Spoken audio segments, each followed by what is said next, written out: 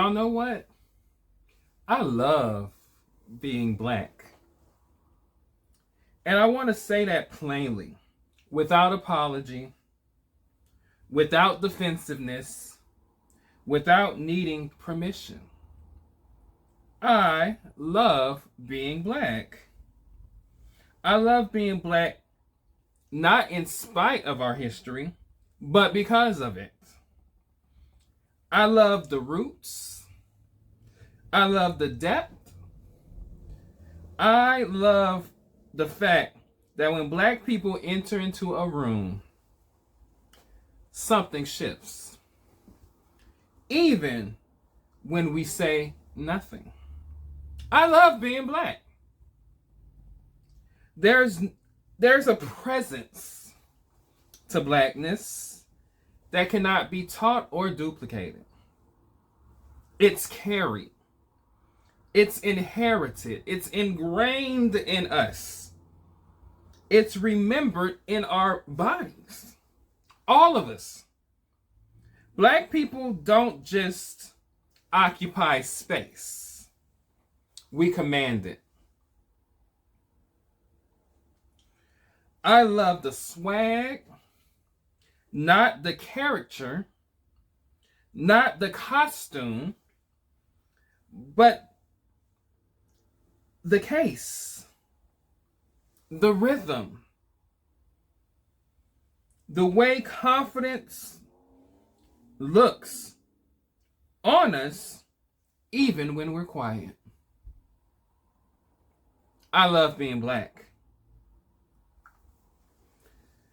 I love that we are the most studied, the most policed, the most hated, and somehow still the most imitated. Our music, our language, our fashion, our humor, are cool. The world copies blackness while pretending not to need black people. Who gonna do it? You can't get someone else to do it. You can't get somebody else to do blackness. That contradiction is not by accident, as y'all know. It's the result of power without credit.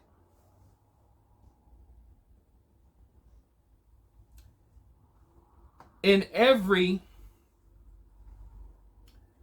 lifetime, in every possible timeline, if I had the choice to be born in this skin, I would choose my black skin again and again and again, every time. Not because it's easy, but because it's complete. Blackness holds grief and joy, pain and brilliance. It carries survival without losing soul. Black people didn't just survive history, y'all. We shaped that motherfucker. And that truth becomes uncomfortable when policy tries to pretend that race is irrelevant.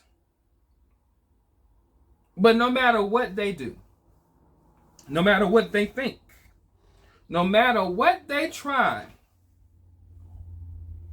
I love being black.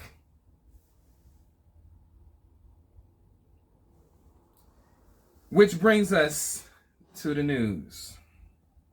As you guys know, this week videos I am covering, looking at Trump's big, beautiful bill and how it's going to impact black people, because it is important to know that policy impacts you whether you chose the policy or not. So let's talk about it. Let's talk about the structural harm and not just symbolic politics. Yeah, in yesterday's episode, we talked about architecture.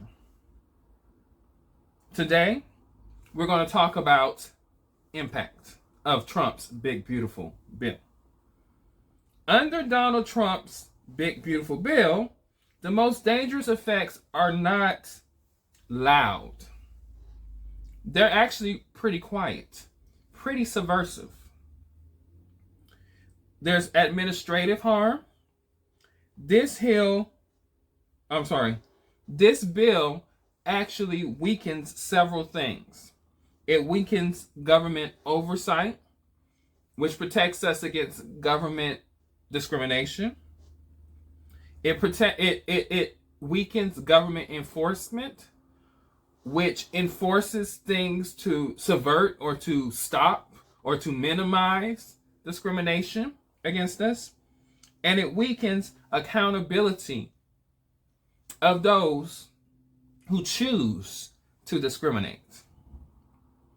When civil rights protections exist on paper, but not in practice, marginalized communities lose first. Black Americans, us, we rely disproportionately on fair housing enforcement, labor protections, and voting rights oversight. And voting is a major component to our access as citizens in this country.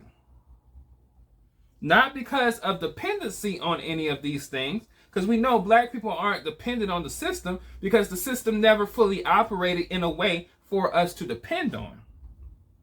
But because of historical exclusion that have made enforcement of these laws necessary. When left to their own devices, the racists will choose racism by default. There is also crime and punishment expansion that will directly target the black community in Trump's big, beautiful bill.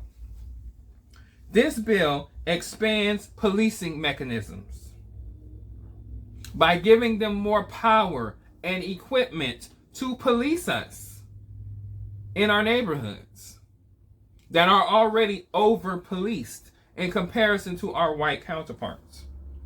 Further promoting this idea that we deserve more because we're more violent.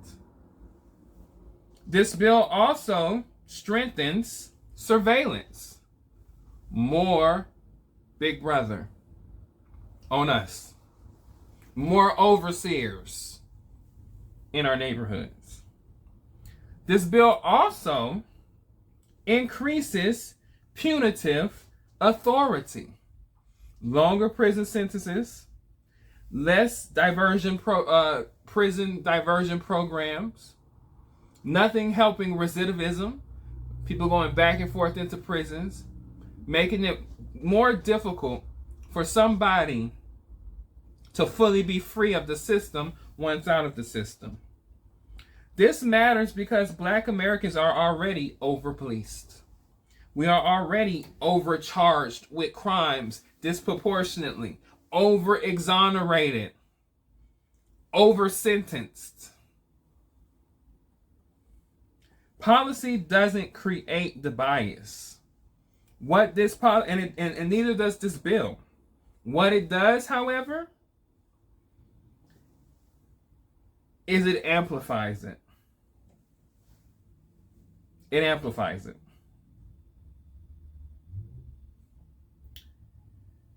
And of course, as I stated yesterday, Project 2025 is also partnered with Trump's big, beautiful bill, kind of adding steroids to an already hostile situation for black communities. And so because of this, Project 2025 doesn't talk about black people explicitly because it doesn't need to. The mechanics are going to inherently, without a doubt, impact black people. It targets federal agencies that check the power. It targets civil rights infrastructure. It targets social investment frameworks that are already existing. So when you dismantle guardrails, gravity does not rest, y'all. This is not about partisan politics. This is about historical pattern recognition. There has been a constant push in this country, subversive and in many ways through Reagan, Bush 1, Bush 2's administration, to roll back civil rights protections for minorities, but specifically black people. So we've seen this before. We recognize the pattern. And to recognize the pattern, we have to go deeper. Much deeper into our history to understand. Which is why the next segment is Black History Now. And we'll talk about one of the most important aspects of Black history. One that I have noticed in modern times has been challenged by even my own people. And I find it to be disrespectful in so many ways because of the horrendous, atrocious, ungodly system that this was. And that's the transatlantic slave trade.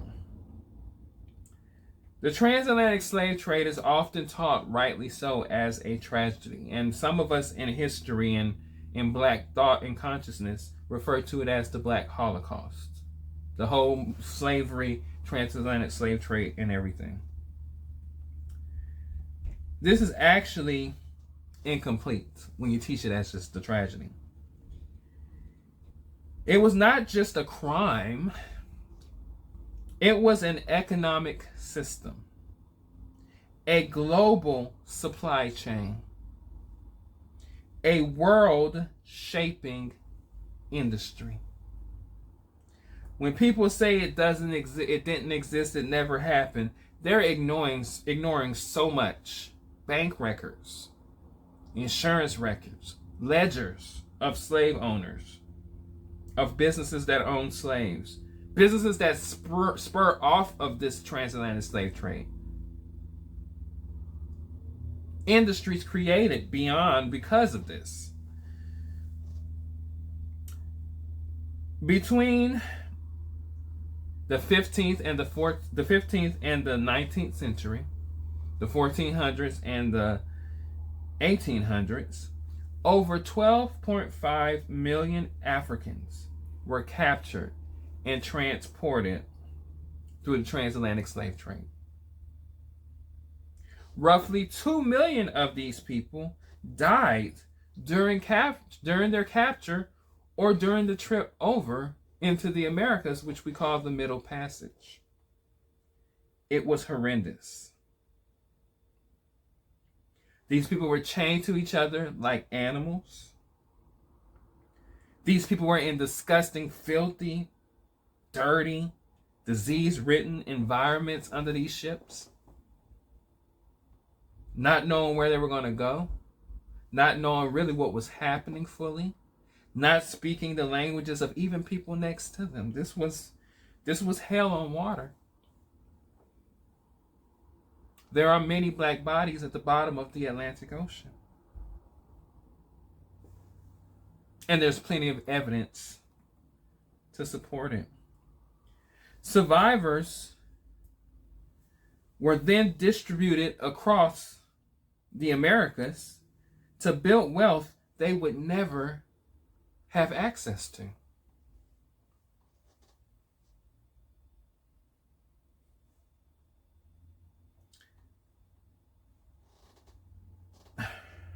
This was not chaos. This was organized, intentional, well thought out and well planned and well experimented dehumanization. Africans were not randomly seized. They were captured during wars fueled by European demand and engagement. They were traded through fortified coastal systems. And they were categorized, branded, and sold. Humans. The European powers benefited solely from this.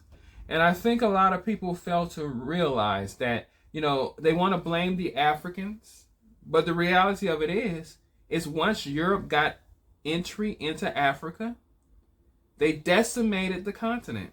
Millions of lives lost from wars with Europeans right after taking millions of people off of the continent. And something that I think is important to mention, because it adds historical nuance to the conversation, European slavery favored men. Because part of the European social construct is that men are physically stronger than women. You have people still say that to this day because they logically believe that men are physically stronger than women. Hence why the trans conversation is what it is because part of the European construct is that men are physically stronger than women and are better suited for whatever. And so Europeans took a lot of men. And so it made it women and children and kingdoms and tribes and nations vulnerable. After they had taken so many people out. So European powers benefited from this. But not only benefited, they financed conflicts in Africa. They supplied weapons to tribes that they favored. And they destabilized entire regions that still to this day have yet to recover from their engagement. The violence was outsourced, but the profit was not. The Middle Passage, that journey across the Atlantic, like I said, was arduous. It was horrific. It was compression of humanity into cargo. It was calculated terror. It was biological and psychological warfare. It was one of the most inhumane things ever seen in human history. The enslaved were chained. They were starved. They were assaulted physically, violently, and sexually, men and women. And some were even thrown overboard for insurance claims. Because the slave driver or the slave catcher figured they'd be more valuable dead as an insurance claim than their actual maimed black body. Ships literally were engineered not for safety, but for maximum human density, to be able to carry as much people as they could across the Atlantic. This is where it is in these conditions that the modern ideas of race, disposability, and profit over life were formed and refined.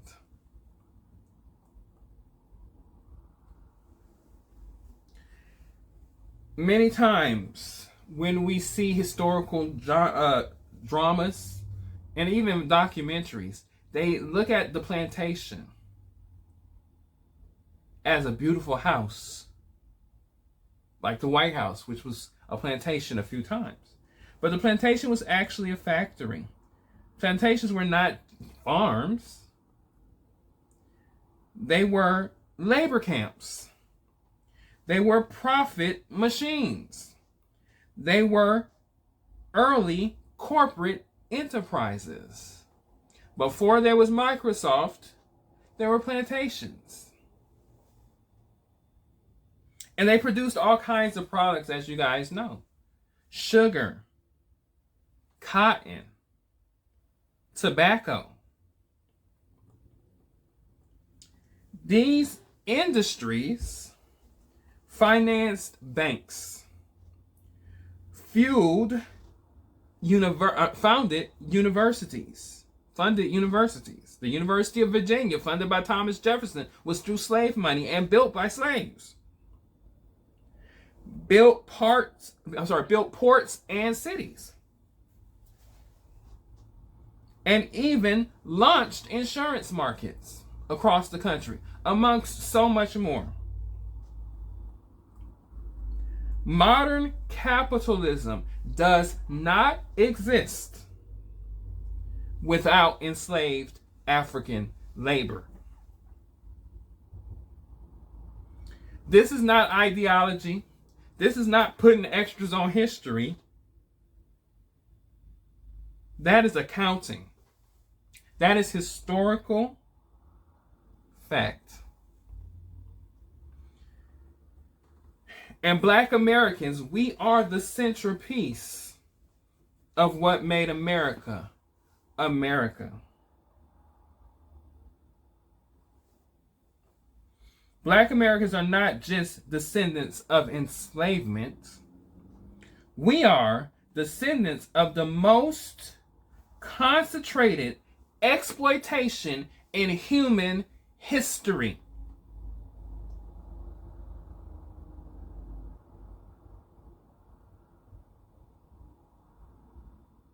We are forged inside a system designed to extract everything from us, including our identity.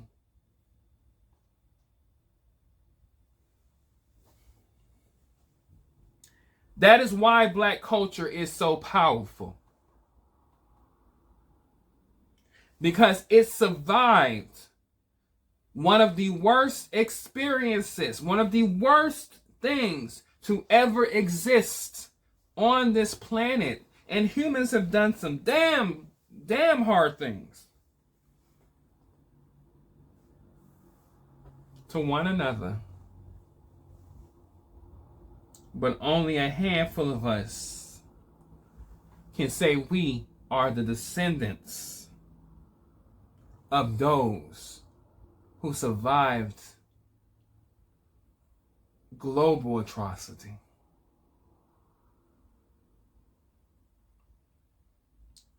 Survived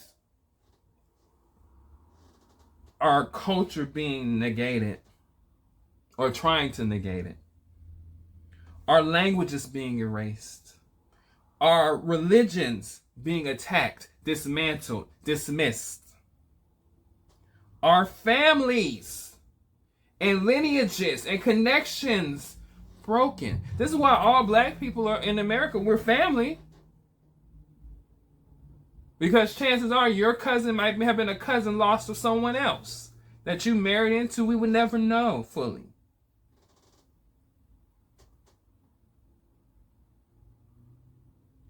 And in spite of the attempt to ruin us, many things survived. Something did survive. And that something is what you feel when a Black person walks into a room and changes the atmosphere without even trying.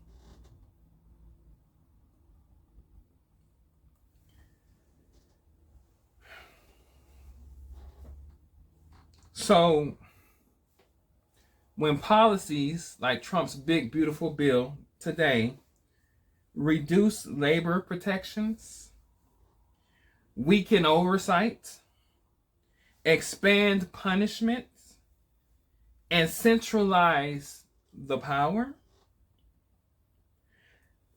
they are not new. They're not new. They are actually echoes of the past.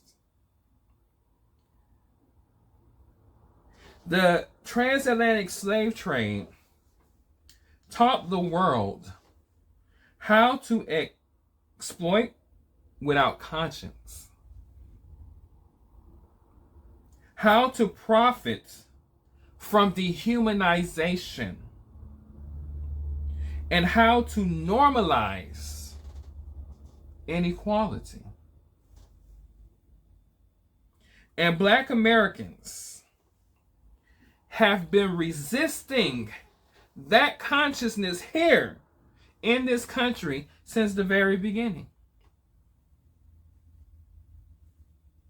We say Black Lives Matter because they hadn't. It is still many traces of people devaluing Black life to this day, passing on stereotypes about Black people to this day. So much so that you got Black people who believe the shit, who have gotten a hold of the shit and have imposed it on themselves and their communities, uneducated about our story and how this shit is foundational to this country, because it is foundational to our experience and the experience of our ancestors.